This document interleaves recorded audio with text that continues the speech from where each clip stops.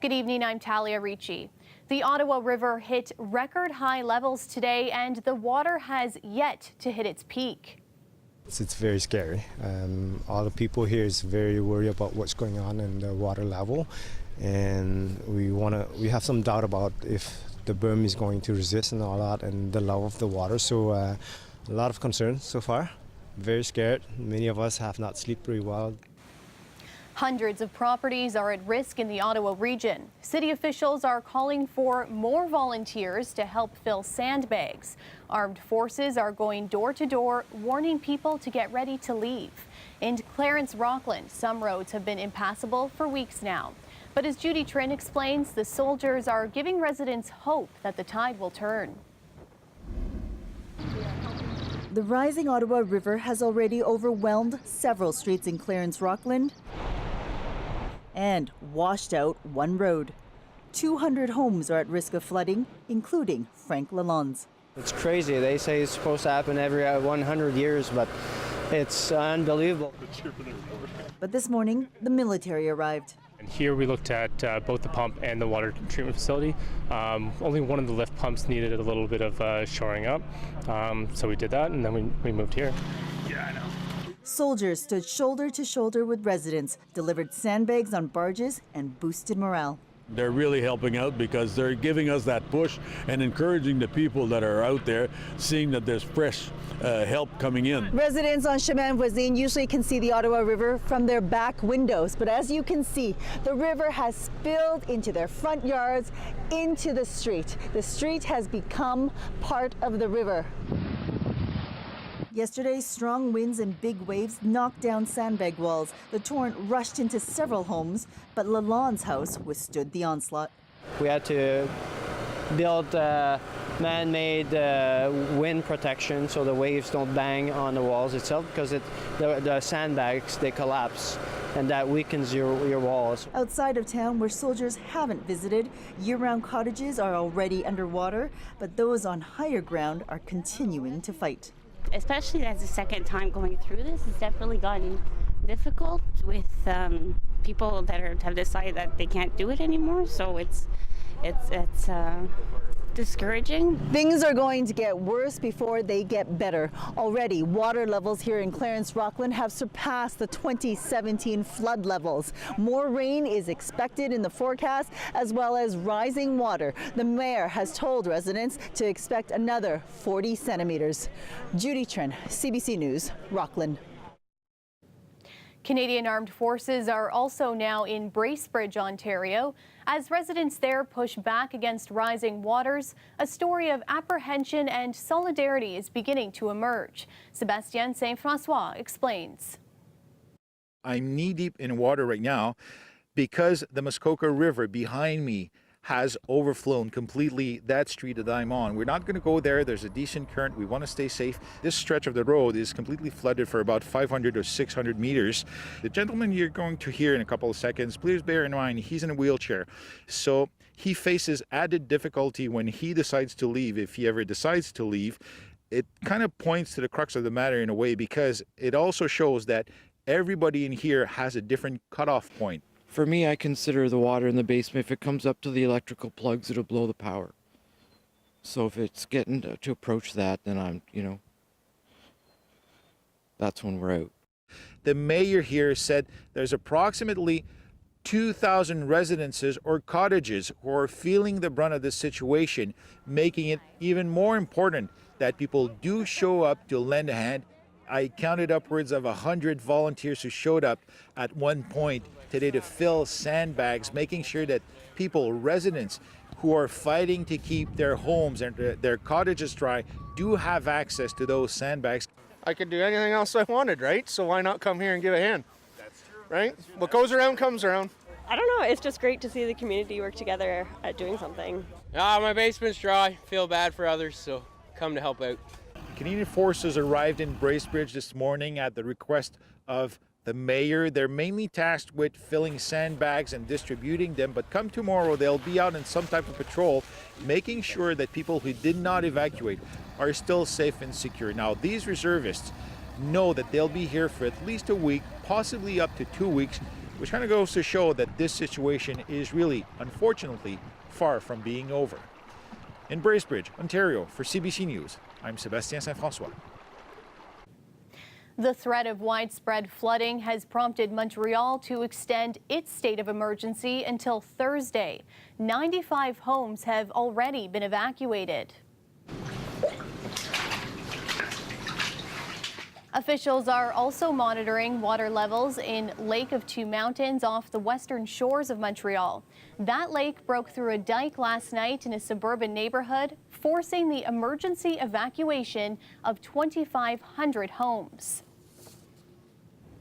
Sophia Kambalia joins us now for a first look at weather, and I'm sure all of these people affected by this flooding are hoping for drier conditions. Yeah, and in some areas, the toll is already higher than it was during the historic situation back in 2017. We are watching numerous new states of emergencies just pop up, not only in parts of Quebec, which we'll deal with in just a moment, but also in Ontario's cottage country, newly added Muskoka Lakes. Let's touch on Quebec first of all, since we just talked about them.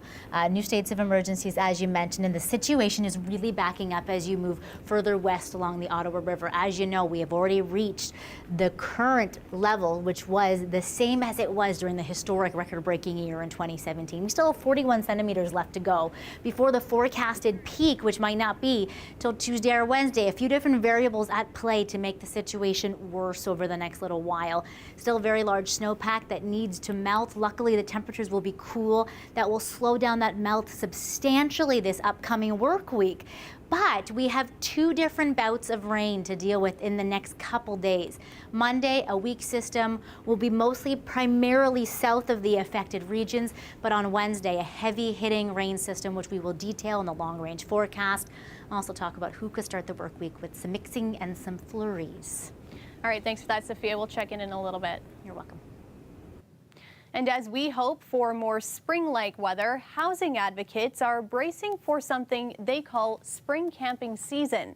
That's when we see more makeshift shelters and tents appearing across the city. Our Taylor Simmons explains. Well, that's one of the problems. For 14 winters, Rafi Aaron has helped provide shelter for the city's homeless.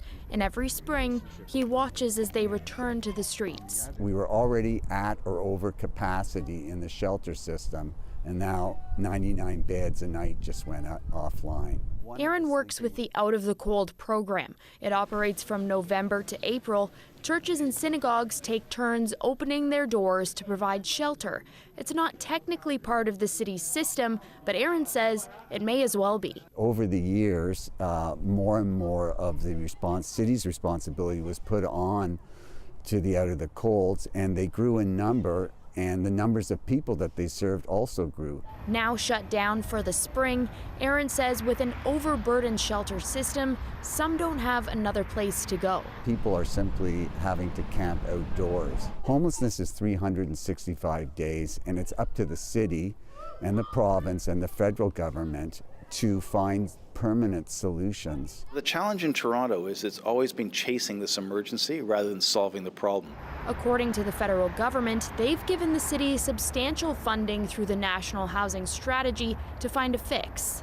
Don't build temporary solutions in a panic. Build permanent solutions as part of a new housing system. Today, the mayor said they're looking at more affordable and supportive housing, but meantime, he says parks and public spaces aren't a proper place for encampments. Last month, the city removed tents set up under the Gardiner, citing safety concerns. And we are prepared to say that we will find housing for every one of those people so that they don't have to set up tent encampments, which can't be the way that we have things proceed in this city. But Aaron says the solutions have to come soon. During these months, people are dying, and these are all preventable deaths. And nobody in a city of this wealth should be forced to live outside. The latest city statistics show the shelter system at 94% capacity. Last year, usage peaked in the summer months. Taylor Simmons, CBC News, Toronto. It's been a troubling week around the world. Bomb attacks in churches and hotels on Easter Sunday in Sri Lanka. And yesterday, a shooting in a San Diego synagogue. Today, people from across the GTA came together in Scarborough to show their support to those who are grieving. Doesn't matter which place of worship, it has to be protected. We have to be strong and we have to be united. We will not fear, and that we will be there to support others as well. Otherwise, we're giving up and we've lost. Thank you to many of the communities who have come together and stood in solidarity with us. In worship and under attack, we hear from survivors of yesterday's fatal shooting at a synagogue near San Diego.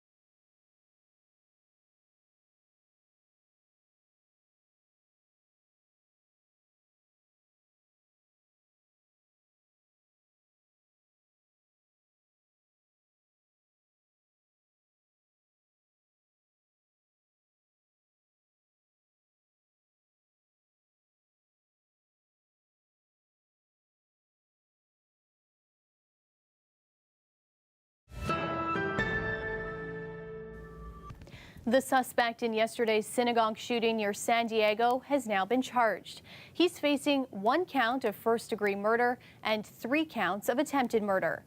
Authorities say there's no indication he was part of a larger group. Meanwhile, those who lived through the shooting are struggling to make sense of it.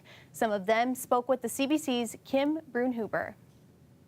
And then if you come here, you'll see there's 2 sets of steps. Deborah Trestman shows me the path from the synagogue through her backyard, which dozens used to flee, screaming and crying. The congregants were so panicked, they just pushed and ran through it. Her husband and son had just taken their places in the synagogue when all of a sudden they heard the shots. We dropped to the floor along with some other people around me. And I think the things that were going through our heads was the fact that, you know, this guy is just going to mow us down and it'll be a big bloodbath. A young man had stormed into the synagogue with an assault rifle, shooting 4 people, including the Trestmans' longtime friend, 60-year-old Lori Kay. She was afraid the shooter would hurt my daughter and some of the kids or the rabbi, and she jumped in front and yelled, "Stop." And they shot her straight in the heart. And she had a good heart. She got a shot in the heart. We saw some hole in her chest. Shimon Abitbul, who was a paramedic in Israel, tried to save her. Today, raw with emotion, he's still trying to grapple with what happened. I don't know why. Why we are human beings? The congregation's rabbi, who says it could have been a bloodbath had the shooter's gun not jammed, called on the government to do more to keep houses of worship safe from terror. We will not let anyone or anything take us down.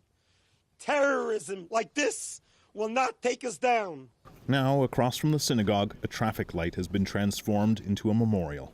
To the growing pile, Rebecca Estep adds flowers she grew at home a few blocks away. Estep says she too knew the victims. This, the latest in a string of attacks on places of worship around the world, has left her shaking her head. It's just a sad commentary on how so many people feel disenfranchised right now. At the Trustmans, two neighbors come over for a hug.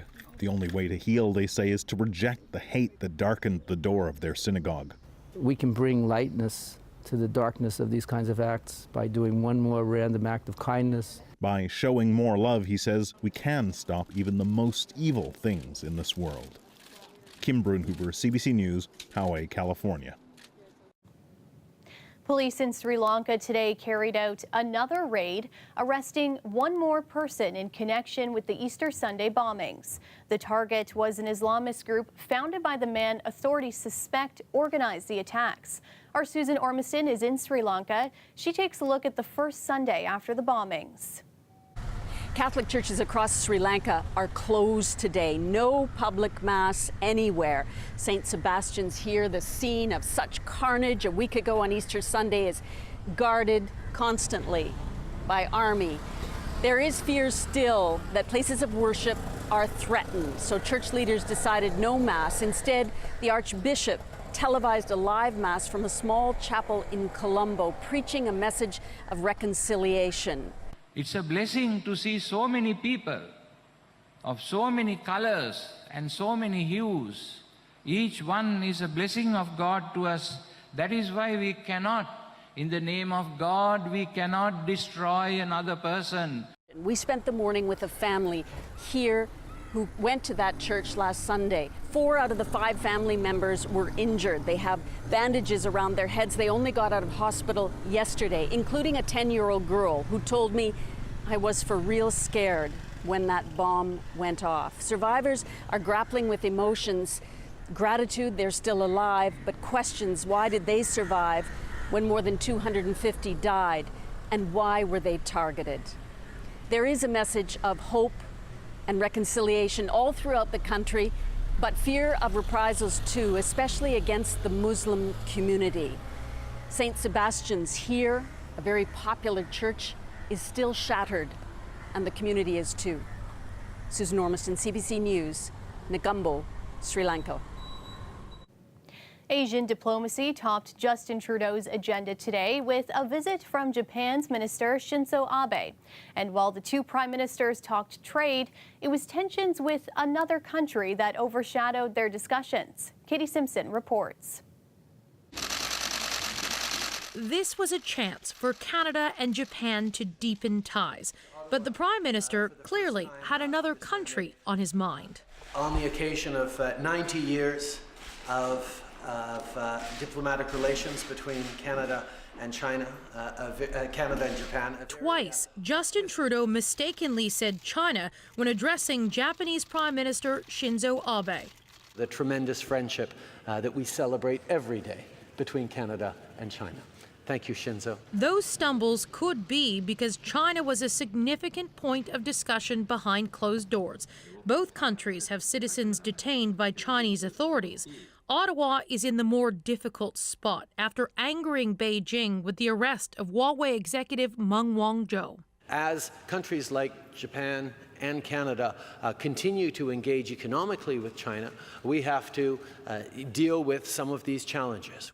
As the U.S. retreats from the global stage, China is trying to fill the void where it can. The shifting world order is a concern for both Trudeau and Abe. Nothing can replace the United States as the champion and the leader of what we'll call the free world. But as it takes a holiday under President Trump, then I think it's important that constructive powers like Canada, like Japan, stand up working with others. Canada and Japan are trying to do that, promoting traditional international cooperation, including their new Pacific Trade Pact, the same one the U.S. quit after Donald Trump was elected. Their message isn't of much use unless it resonates at the White House. We should cooperate together so that the United States will be encouraged to be the leader of the liberal free world. Whether Donald Trump wants to listen to either leader is anyone's guess. Katie Simpson, CBC News, Ottawa. Meanwhile, in Toronto today, Mayor John Tory joined Takako Ito, the Consul General of Japan in Toronto. The pair celebrated 60 years since High Park sakura trees were given to the city by the residents of Tokyo. A tea ceremony and a ceremonial planting was held to mark the occasion. What in the black Jesus? Produced by a 14-year-old, this film is resonating here in Toronto. We'll introduce you to some of the fans after the break.